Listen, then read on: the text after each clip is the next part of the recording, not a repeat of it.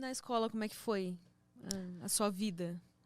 Olha, na escola não foi muito fácil. Eu diria que até a minha sexta série, que seria atualmente o sétimo ano, eu acho, ainda me confundo com isso, mas até o meu sétimo ano, eu tive uma vida assim, mais ou menos tranquila. Eu era um garoto nerd que sentava na frente e ficava estudando. Só que aí, a partir da minha sexta série, eu acho que eu comecei a ser um pouco mais afeminado, digamos assim, a voz mais fina e tudo mais, e eu sofri muito bullying por conta disso. Então era, o viadinho, não sei o quê, levava tapa na cabeça, me trancavam no banheiro. Isso foi um inferno da minha sexta série até o meu primeiro ano do ensino médio, que foi quando eu conheci o professor, né, que eu falei no início da conversa.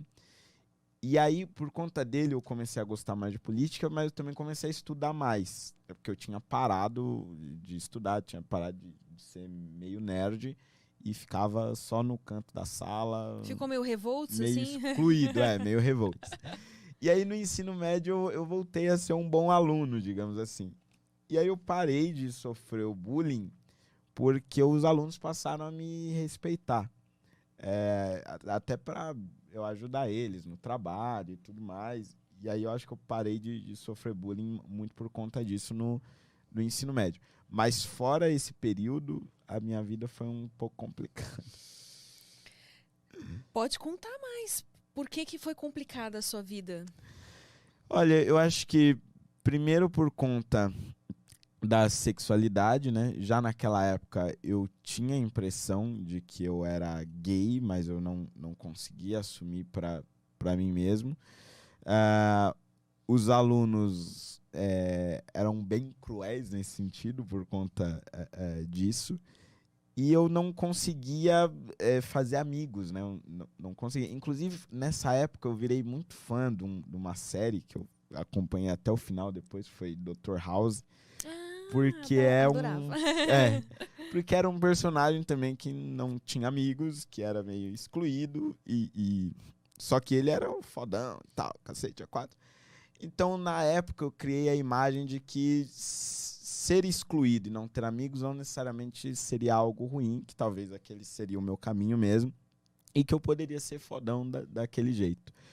Então, eu acabei me excluindo mais ainda e meio que criando uma armadura, né, para não ter amigos, para não me expor sentimentalmente. Isso acabou me distanciando, inclusive, da minha família naquele período, né? Então, acho que foi bem triste, assim, né, essa fase da Poxa, minha vida.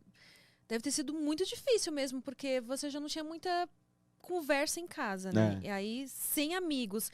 E tanto tempo sofrendo bullying, tipo, os professores, as pessoas na escola, responsáveis, ninguém e faz algo sobre, né.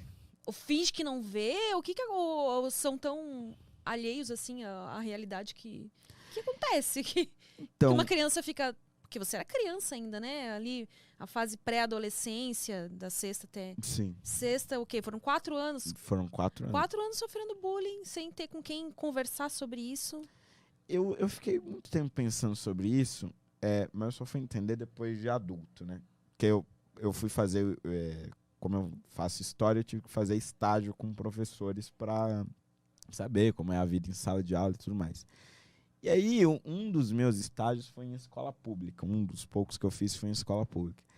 E é realmente muito difícil você ser um professor de escola pública, tendo que trabalhar em várias escolas e geralmente com turmas no período da manhã, da tarde e da noite ainda. E aí eu entendi que simplesmente não tem como você gravar a realidade de todos os alunos.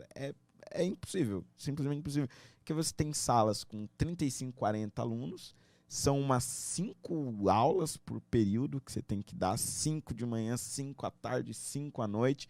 Aí é numa escola particular, a outra é pública, etc.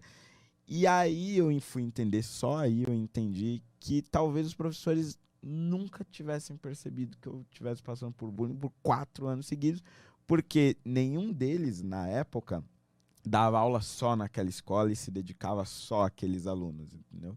Então, eu acho que foi isso. Agora, em contrapartida, tem uma outra história interessante, que aí já é na pré-escola, né? Bem antes, quando eu tinha 6 anos. Que foi, eu diria, o primeiro episódio de racismo que eu sofri. Na sexta-feira, os alunos eles tinham que levar o brinquedo para brincar no pátio com os coleguinhas e tal. E era uma das primeiras semanas de aula, assim. Aí eu levei o meu brinquedo, que era um Jeep azul. Me lembro até, eu adorava aquele Jeep. E aí todos os alunos saíram e eu fui sair também para brincar. E aí ficou um aluno na sala, um aluno branco. Daniel, o nome dele. E aí ele pegou e falou, mas você vai brincar com a gente também? Eu falei, vou, qual que é o problema? E ele disse, não, meus pais não vão deixar. Aí eu, mas por quê? Não, porque eles dizem que as crianças pretinhas igual a você roubam os nossos brinquedos. E eu não posso brincar com você. E ele virou e foi embora. E aí, naquele momento, eu lembro que eu comecei a chorar, né? Falei, meu Deus, ele não quer brincar comigo por conta da minha cor. E aí eu fiquei olhando pra minha pele, meio que, De sabe, repente, só nesse querendo... momento que você se deu conta que te enxergavam diferente, porque as crianças não se enxergam diferentes, né? Exatamente. E foi uma sensação horrível, porque eu queria tirar a cor da minha pele, né? Eu fiquei meio que tentando me esfregar, assim, Nossa. tentando tirar minha cor. E foi uma sensação horrível, porque até então eu não sabia que, né, as pessoas agiam diferente com as outras por conta da cor da pele. E aí eu fiquei na sala, as crianças foram brincar e eu fiquei na sala chorando. E aí no corredor passou uma professora de outra turma, de outra sala, que era uma professora negra, de cabelo encaracolado. E aí ela entrou na sala, né, perguntou por que eu tava chorando. E aí eu falei, né, contei que não queriam brincar comigo, que eu tinha aquela cor e tal.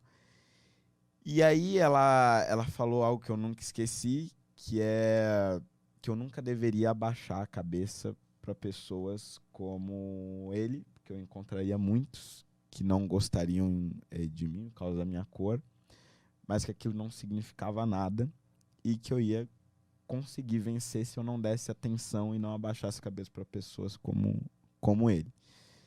E aí ela me levantou, tal, e ela chorou também.